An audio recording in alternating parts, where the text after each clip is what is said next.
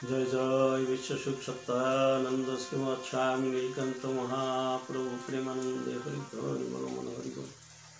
राधा कृष्ण प्रेमानंदे हरिध्वनि बोल मन हरि बोल। निताई गौरी सीतानाथ प्रेमानंदे हरिध्वनि बोल मन हरि बोल। साधु गुरु वैष्णव प्रेमानंदे हरिध्वनि बोल मन हरि बोल। हरि बोल हरि बोल हरि बोल। जय सत्य ঠাকুরের সকল ভক্তদের চরণে আমার ভক্তিপূর্ণ প্রণাম। আশা করি সকলে ভালো আছেন, কুশলে আছেন, আর ঠাকুরের কৃপা আপনাদের উপরে পতিত হয়ে আপনাদের মঙ্গল সাধিত হোক, আমিও এটাই কামনা করি। যাই হোক, আপনাদের সামনে আবার একখানা ভিডিও নিয়ে এলাম। ঠাকুরের কথা বলবো, শুনবো, আপনাদের সঙ্গে মজা করব, আপনাদের কথাগুলো শুনবো। যাই হোক, বর্তমান আমরা দেখছি চিন্তাই সব কিছু। মানুষের ভালো চিন্তা, মন্দ চিন্তা, এই চিন্তাই মানুষকে আগে পিছনে করে দেয়। যেমন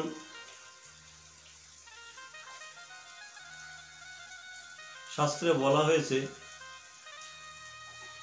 যাদৃশ ভাবনা যস্য সিদ্ধির ভবতি তাদৃশী। যার যেমন ভাবনা তার সিদ্ধিও তেমনি হয়, মানে প্রাপ্তি, যা প্রাপ্তি হবে সেই ভাবনা অনুসারে। কেউ যদি খালি সংসারের চিন্তাই করতে থাকে, তাহলে যে ঈশ্বরের কৃপা করুণা তার উপরে আসবে এমন আশা করা যায় না। কিন্তু যদি কেউ ঈশ্বরের চিন্তায় সারাদিন নিমগ্ন থাকে, তার সংসারের মঙ্গলে নিতেই হয়। কেননা সবার পরিপূরক যিনি, তিনি হচ্ছেন ঈশ্বর। তাহলে সেই পরিপূরক যিনি, তার জগতে, তার সৃষ্টিতে আর অপূর্ণ কিছুই থাকতে পারে না যদি তার সঙ্গে যুক্ত হওয়া যায়। তাই তো প্রভু সুন্দর বলেন, যোগ ক্ষেমম বহম মহম। যোগ আর ক্ষেম বা সেম যাই বলুন, যোগ ক্ষেমম বহম মহম। যোগ এবং ক্ষেম দুটোই ঠাকুর বহন করে থাকেন ভক্তের। তাহলে সমর্পিত হওয়া লাগবে, তার কথা শুনতে হবে, তার হিসাব মতো চলতে হবে, তাহলে যে এসে না তিনি আমার বোঝা নেবেন। আর যদি আমি আমার খেয়ালে চলি, তাই না, খেয়ালের বসে চলে তাকে দোষারোপ করলে কোনো ফল হবে না। কারণ আমি তো তার কথা শুনিনি, তিনি আমার কথা শুনবেন কেন? তুমি যদি আমার হও, আমি যদি তোমার হই, তাহলে সে না দুজনের লেনদেন হবে। এখন আমি তোমার না, তুমি খালি আমার হও, এ কি সম্ভব? হয় না। তাই আমরা চাওয়ার চেয়ে, মানে আমরা যতটুকু চাই তার চেয়ে যদি বেশি পাই, তাহলে যেন আরো খুশি হই। তবু কোন জিনিস? আমাদের স্বার্থের জিনিস না। জগৎটা তো স্বার্থের না, স্বার্থের কান্না, স্বার্থের হাসি, স্বার্থের ভালোবাসাবাসি, স্বার্থ ভরা বুকে। এ জগতে নিঃস্বার্থ প্রেম অমূল্য ধন, বোঝে বা কে, চেনে বা কে। তাই এই স্বার্থময় জগতে সেই পরার্থপর পুরুষ, যিনি আমাদের সকলের প্রাণ পুরুষ, সকলের যিনি পূরণকারী, সকলের যিনি রক্ষাকারী, সেই মহামানব শ্রী গুরুদেব, শ্রী দয়াল, তার উপরে যদি আমাদের ভক্তি না থাকে, তাহলে আমাদের শক্তি আসবে কি করে? ভক্তি শক্তির জনক, ভক্তি শক্তি এনে দেয়। তাই ঠাকুর শ্রী নীলকান্ত গোস্বামী একদিন কথা প্রসঙ্গে বলছিলেন যে উন্নত কর্মই হলো উন্নত চিন্তার ফসল। অর্থাৎ উন্নত চিন্তাই হলো উন্নত কর্মের জননী। তাই যদি আমরা উন্নত চিন্তা না করি, তাহলে আমাদের উন্নতি কোথা থেকে হবে? তিনি বললেন, বাবা, তার আগে, একটুখানি আগে আমারই সম্মুখে একটা ছেলে এসে বলল, বাবা এটা তুরুডি গ্রামের ঘটনা। শ্রীনীলকান্ত লীলাবিধি গ্রন্থের 23 নম্বর পৃষ্ঠায় আছে, আপনারা দেখবেন। উন্নত চিন্তাই উন্নত কর্মের জনক। তা ঠাকুরের সামনে এসে সেই ছেলেটা বলছে, বাবা আমার মোটে শরীর ভালো থাকে না। ঠাকুর বললেন, শরীর ভালো থাকবে মশাই, শরীর ভালো রাখতে গেলে পরে ভালো মানুষের সঙ্গে শরীরের যোগাযোগ বানায় দিতে। যদি শরীরকে ভালো মানুষের সঙ্গে যোগাযোগ করে দাও, শরীর ভালো থাকবে।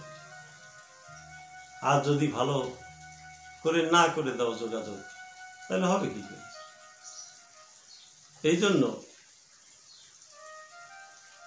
সেই ভালো মানুষের চরণ তলে, তাই না, নিজেকে সঁপে দিতে হয়, তার কথা শুনতে হয়। ভালো বুদ্ধি ভিতরে আসে। ভালো বুদ্ধি এলে রোগ ব্যাধি, যারা অভালো জিনিস, সেগুলো দূরে সরে যায়। একবার ঠাকুর গেলেন কলকাতায় ভক্তমহলে। শ্রীনীলকান্ত প্রভু সুন্দরের কথাই বলছি। ভক্তমহলে বিচরণ করছেন, করতে করতে কলকাতার এক শিষ্য বাড়িতে গেলেন। সে বাড়িতে দুটো বড় বড় মেয়ে রয়েছে। একটা 12 পাস করেছে, আর একটা পড়ছে, দুটোই পড়ছে। তা ওইখানে গেলে পরে ওই মেয়েটা, বড় মেয়েটা, খালি মায়ের আঁচল ধরে ঘুরঘুর করছে আর ঠাকুরের সামনে আসছে, আর মায়ের কাছে যেন ঘ্যান ঘ্যান করে কি একটা কথা বলছে, এরকম অনুভব হচ্ছে। ঠাকুর অনেক সময় ধরে দেখছেন যে ওই ঘুরঘুর করে, আর মা মাঝে মাঝে তাড়া দেয়, ওইটা হয় নাকি, এরকম করছে। নিশ্চয়ই দুজনের মধ্যে কোনো একটা কথাবার্তা চলছে, অনুমান হচ্ছে। তখন ঠাকুর বললেন, ও মা, দিদি কি কয়? তখন বলছেন, বাবা ওর কথা ছেড়ে দেন না, ওর কথা। না দিদি, অনেক সময় ধরে তোমার সঙ্গে কি যেন বলছে, মায়ের কাছে বললে পরে বোঝা যায় কি যেন বলছে। বাবা ও বলতে চাচ্ছে এইটাই, ও একটু নাচ গানের ক্লাসে যায় তো, তাই একটু বলছে আমি একটু দাদুর সামনে নাচ করবো মা। তা ঠাকুর বললেন, বেশ তো, নাচুক না, দেখি কেমন শিখেছে। তা মেয়েটা তখনই সামনে এলো এবং মনের আকুতি অনুসারে যখন কাজ হচ্ছে, মেয়েটা তখনই নাচতে শুরু করলো। এত সুন্দর নাচলো, ঠাকুর দেখে বললেন, বাহ, সুন্দর নেচেছে। খুব খুশি হলেন। বাজনা নেই, গান নেই, কিছু নেই, অথচ ঠাকুরের সামনে ভক্ত নাচছে। প্রাণ খোলা ছন্দ তো, এই ছন্দের বন্ধ নেই। তা নাচা হয়ে গেল। তখন বলল, দিদি বসো আমার পাশে। পাশে বসলো। তুমি কি করো ভাই? তখন বললেন, আমি ওই নাচ গান শিখি দাদু, নাচ গান খুব ভালো লাগে। বাহ, ভালো তো, কণ্ঠস্বর কত মিষ্টি। ঠাকুর শ্রীনীলকান্তকে তারা কখনোই দেখেনি প্রত্যক্ষভাবে, দেখেছে ছবি।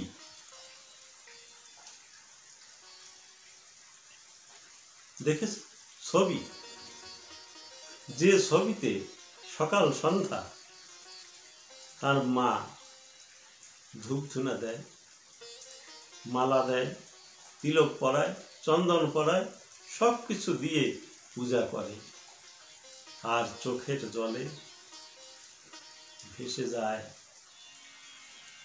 ভক্ত প্রাণ, তো ভেসে যায়। এটা মেয়ের চোখে দর্শন হয়, দেখে। তো কথায় কথায় হচ্ছে। তা বলছে, দাদু আমি তোমাকে কোনোদিন দেখিনি দাদু। বলে, বাহ, আমাকে দেখোনি? বলে, না। তাহলে তুমি আমাকে ভালোবাসলে কি করে? বলে, ওই যে আমাদের ঠাকুর ঘরে তোমার ফটো আছে, ছবি আছে, সেই ছবিতে মা এমনি ধূপ ধুনা দেয়, আমি দেখেছি, আমিও বসি, আমিও পূজা করি। বাহ, খুব সুন্দর। আবার বললো, দাদু আমি তোমার না স্বপ্ন দেখি। তাই কি দেখো?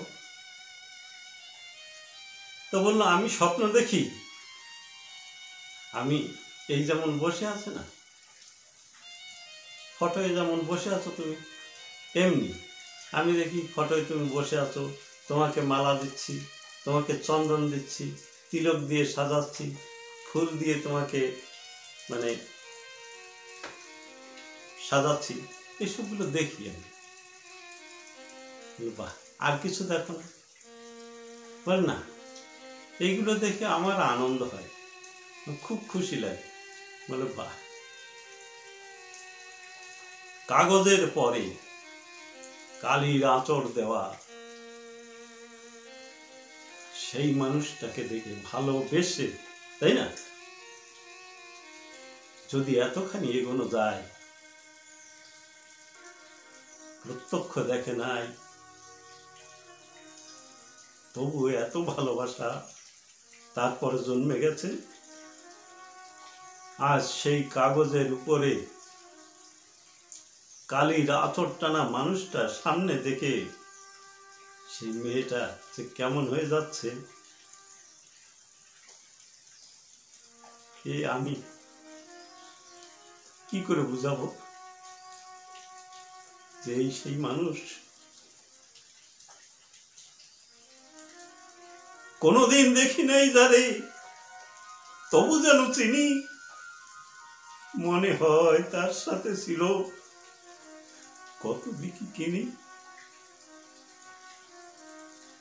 কোনোদিন দেখি নাই, তবু কত আপন তাকে ফুল দিয়ে সাজিয়েছি, মালা দিয়ে সাজিয়েছি, আর সেই মানুষটাকে চোখের সামনে প্রত্যক্ষ দেখছি।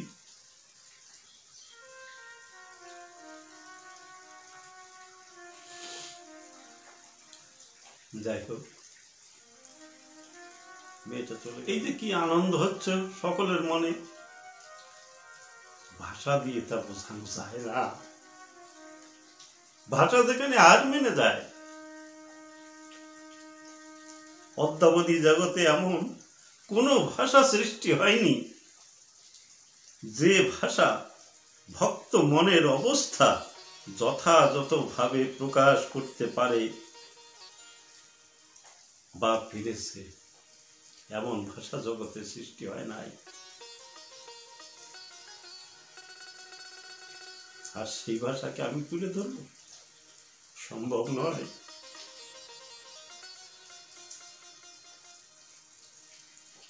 ঠাকুর সেই সময় আমাকে বললেন যে, মশাই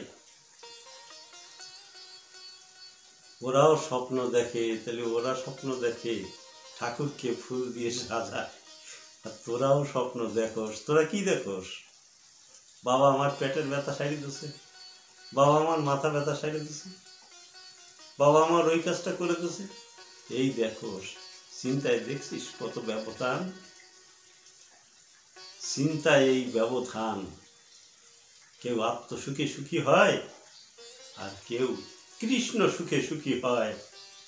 নিজেকে যে কৃষ্ণের কাছে ধরে দেয়, নিজেকে যে পরম গুরুদেবের চরণে সমর্পণ করে দেয়, দেখেছিস চিন্তা কর্ম বাক্যের মাঝে কত ফারাক। এই জন্য মানুষের সুখ দুঃখ এগুলো সব ভিন্নতর হয়ে থাকে।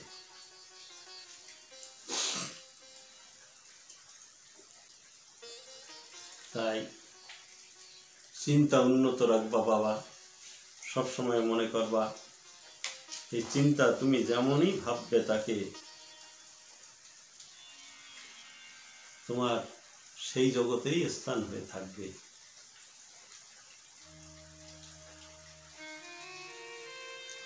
এইগুলো ঠাকুরের কথা।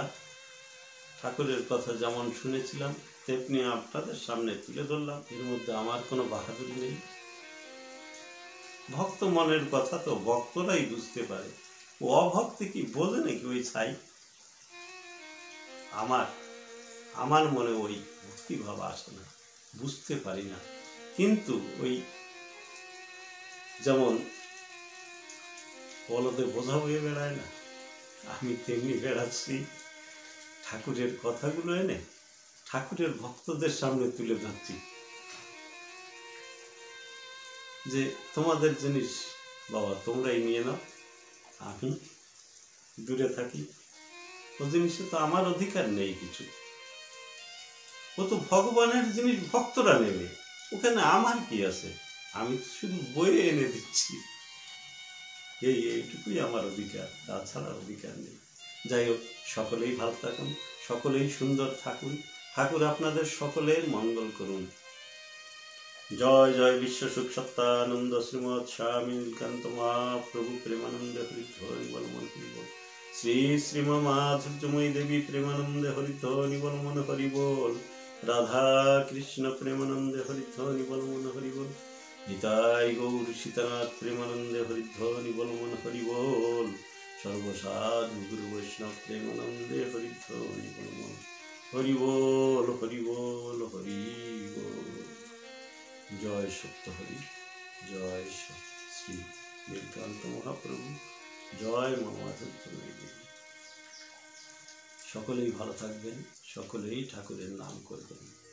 জয় সত্য হরি।